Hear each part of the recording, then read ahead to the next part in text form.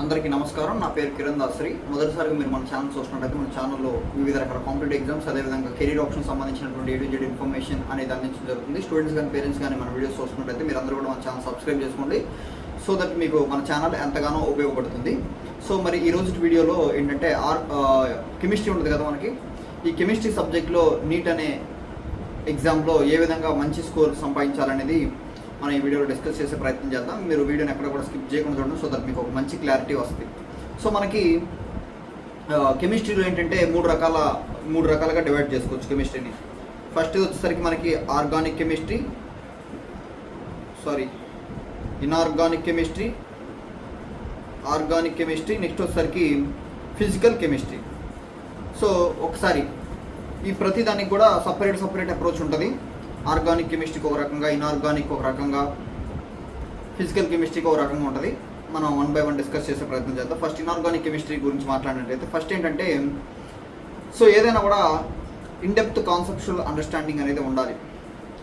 అయితే ఈ in depth conceptual understanding మనకి ఎప్పుడు వచ్చిందంటే, ఒక మంచి టీచర్ దగ్గర మన క్లాసెస్ విన్నప్పుడు, శ్రద్ధగా క్లాసెస్ విన్నప్పుడు మనకి ఇన్డెప్త్ కాన్సెప్చువల్ అండర్స్టాండింగ్ అనేది వస్తుంది.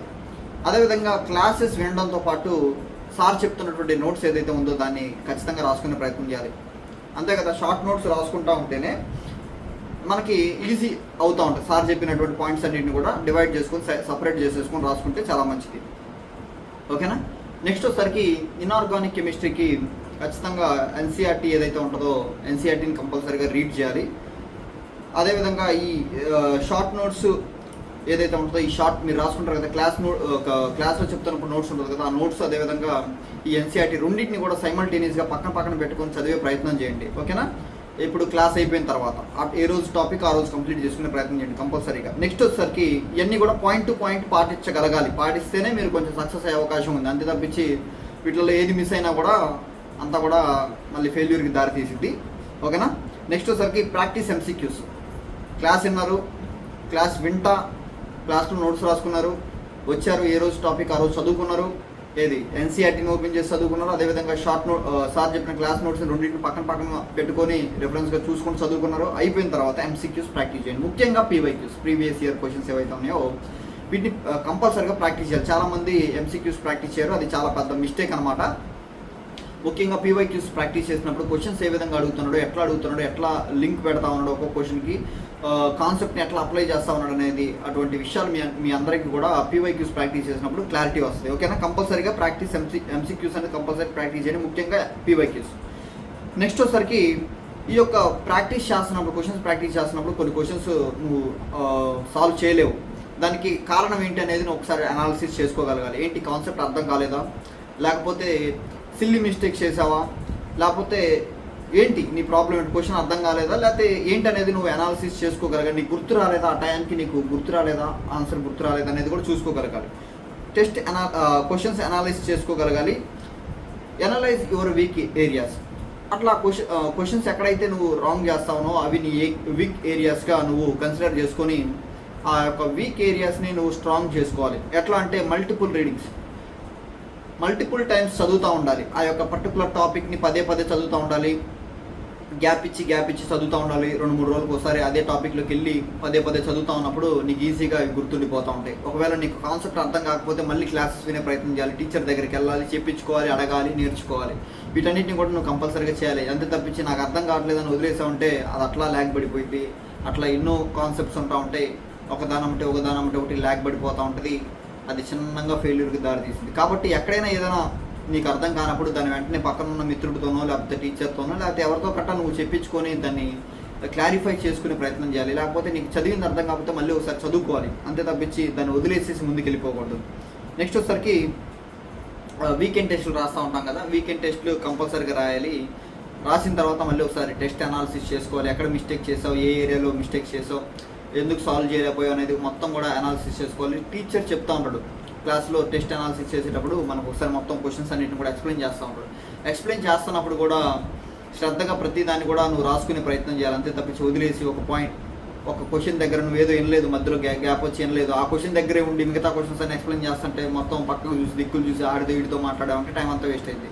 ఒక క్వశ్చన్ ఏదైనా మిస్ అయిందా సార్ చెప్తున్నప్పుడు వదిలే పక్కన పెట్టేసి మిగతా క్వశ్చన్స్ ఏవైతే ఉన్నాయో వాటిని కంపల్సరీగా ఫాలో అవ్వు. విన్న తర్వాత మళ్ళీ ఒకసారి సార్ చెప్తాడు కదా ఆన్సర్స్ ఎట్లా వచ్చింది ఏంటి అని చెప్తా ఉంటాడు కదా, వాటన్నిటిని కూడా నువ్వు చూసుకునే ప్రయత్నం చేయాలి. ఓకేనా. నెక్స్ట్ వచ్చేసరికి షార్ట్ నోట్స్ని ప్రిపేర్ చేసుకుంటూ ఉండాలి. కంపల్సరీగా షార్ట్ నోట్స్ లేకపోతే మాత్రం ఇన్ఆర్గానిక్ కెమిస్ట్రీలో చాలా కష్టం. షార్ట్ నోట్స్లో ఏమి ఉండాలంటే ఇంపార్టెంట్ ఎగ్జాంపుల్స్ రాసుకో, ఇంపార్టెంట్ లైన్స్ ఉండాలి, ఇంపార్టెంట్ కీ పాయింట్స్ మొత్తం పారా మొత్తం చదివిన తర్వాత కీ పాయింట్స్ రూపంలో నువ్వు ప్రిపేర్ చేసుకోవాలి. నీకు గుర్తున్నటువంటి విషయాలు రాసుకోవాలి,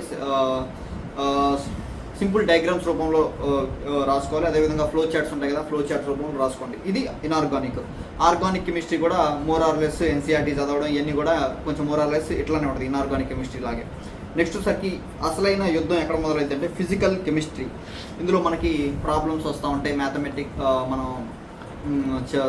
న్యూమరికల్స్ చేస్తూ ఉండాలి, సాల్వ్ చేస్తూ ఉండాలి. దీనికి కొంత మ్యాథమెటిక్స్ కొంచెం రావాలి, ప్రాబ్లమ్ సాల్వింగ్ స్కిల్స్ ఉండాలి. కాబట్టి దీనికి ఒక సపరేట్ అప్రోచ్ అనేది ఉండాలి. చాలామంది దీన్ని ప్రాబ్లమ్స్ అనేది చాలామంది సాల్వ్ చేయరు. ఆర్గానిక్ చదువుకుంటారు, అటు బయాలజీ చదువుకుంటారు. ఈ ఫిజికల్ కెమిస్ట్రీ కంప్లీట్గా నెగ్లిజెన్స్ చేసేటటువంటి పరిస్థితి. దయచేసి నేను చెప్తుంది ఏంటంటే ఇట్లా నెగ్లిజెన్స్ చేయొద్దు. చేస్తే ఖచ్చితంగా మీ ఫెయిల్యూర్కి దారి తీస్తుంది. కాబట్టి నేనేం చెప్తున్నానంటే ఫిజికల్ కెమిస్ట్రీకి నేను చెప్పినట్టు చేయండి, ఖచ్చితంగా సక్సెస్ అవుతారు. ఫస్ట్ ఏంటంటే పాఠాన్ని శ్రద్ధగానండి. అర్థమైనా అర్థం కాకపోయినా క్లాసులో 2 గంటలు చదువుతుంటే ఖచ్చితంగా 2 గంటలు కూర్చోండి, ఖచ్చితంగా వినండి. ఒక 50% అర్థమైంది, 50% అర్థం కాదు, ఓకే వదిలేయండి అంటే అసలు వదిలేయమని కాదు, జస్ట్ అర్థమైన వరకు వినండి. అసలు అర్థం కావట్లేదని చెప్పేసి మొత్తం వదిలేశారనుకో గందరగోళానికి గురైంది. కాబట్టి ఇనీషియల్గా కొంచెం ఇబ్బందిగా ఉన్నా కూడా క్లాసెస్ వినండి. విన్న తర్వాత కంపల్సరీగా ఫార్ములాస్ ఉంటాయి, ఎన్ని ఫార్ములాస్ చెప్తూ ఉంటారు కదా సార్, అవన్నీ కూడా మీరు రాసుకోవాలి కంపల్సరీగా. ఓకేనా. కంపల్సరీగా ఫార్ములాలు రాసుకుంటూ ఉండాలి. రాసుకున్న తర్వాత సార్ కొన్ని క్లాసెస్లో మనకి ప్రాబ్లమ్ సాల్వ్ చేసి చూపిస్తూ ఉంటాడు, వాటిని కూడా క్వశ్చన్తో సహా ఎక్కించుకోండి. సొల్యూషన్ కూడా ఎట్లా చేశాడు ఏంటి అనేది కూడా ఎక్కించుకొని పెట్టుకోండి. అయితే మీరు ఏం చేయాలంటే సార్ చెప్పిన నోట్స్ ఉంటుంది, అందులో ఫార్ములాస్ ఇవన్నీ ఉంటాయి కదా, వాటిని ఏంటంటే ప్రతిసారి చదువుతూ ఉండాలి. ఇప్పుడు ఎన్సీఆర్టీ సెట్ చదువుతాం, ఎన్సీఆర్టీ ఆల్మోస్ట్ నీట్ ప్రిపరేషన్ అయిపోయే లోపల చినిగిపోయింది ఎన్సీఆర్టీ, అంత బాగా చదువుతాం. అలానే సార్ చెప్పినటువంటి ఫిజికల్ కెమిస్ట్రీ నోట్స్ ఏదైతే ఉందో అది కూడా చినిగిపోవాలి, అట్లా చదవాలి. అట్లానే బట్టి కొట్టమని నేను చెప్పట్లా, నీకు చెప్పిన ప్రతి డెఫినేషన్ గుర్తుండాలి, అదేవిధంగా ప్రతి ఫార్ములా కూడా గుర్తుండాలి బ్రెయిన్లో. ఓకేనా.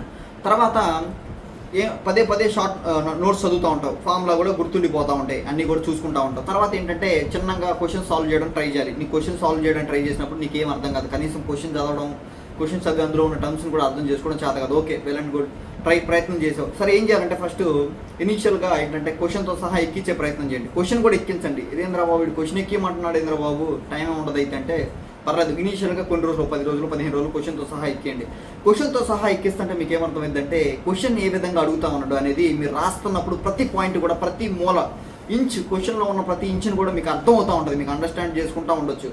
కొన్ని రోజులు చేయండి అట్లా, క్వశ్చన్తో సహా ఎక్కించి ఆప్షన్స్ రాసుకోండి. చిన్నగా ఏం చేస్తారంటే క్వశ్చన్స్లో ఏమి ఇచ్చాడు, ఏం అడిగాడు అనేది సపరేట్ చేసుకొని రాసుకోవడం నేర్చుకున్నా. ఇచ్చాడు ఇదే ఒకటి ఎక్స్ ఇచ్చాడు, వై ఇచ్చాడు, జెడ్ ఇచ్చాడు అనుకోండి, అవన్నీ కూడా సపరేట్ చేసుకొని రాసుకోండి. క్వశ్చన్ చదువుతున్నప్పుడే రాయాలి, క్వశ్చన్ అంతా కంప్లీట్ అయిపోయిన దాకా రాయడం కాదు.